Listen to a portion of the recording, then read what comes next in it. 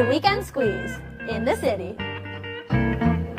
I'm Kayla. And I'm Lindsay. And welcome back to our show. We're so excited to jump in the same way we always do, talking about sports. This past weekend was NBA All-Star, so let's recap some of the classic events.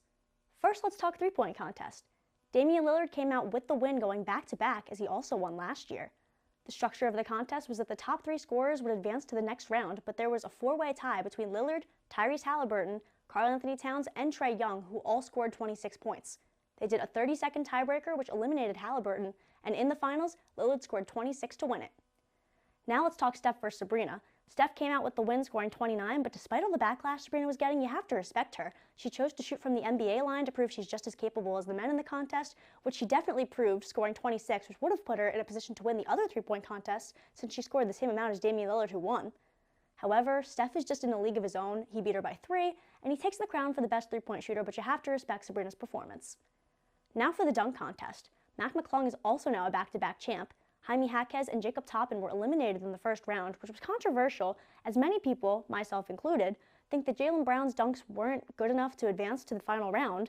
But despite the judges' bias towards Brown, they couldn't deny that McClung deserved the crown as he put up a score of 50 on his final dunk to win the contest. It'll be interesting to see if McClung and Dame will three-peat next year, and to see if there's a WNBA versus NBA matchup in store again next year for the three-point contest.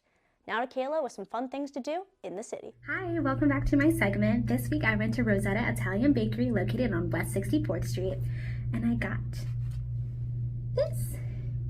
It's a Chantilly Mignon beignet, and it's filled with different types of cream, and I'm very excited to try it. It cost me $3.40. So let's try it.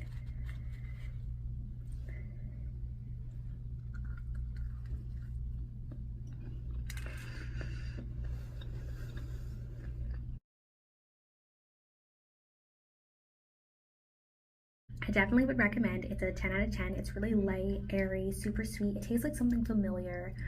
And we'll link it somewhere on the screen if I figure out what it tastes like and can explain it well enough.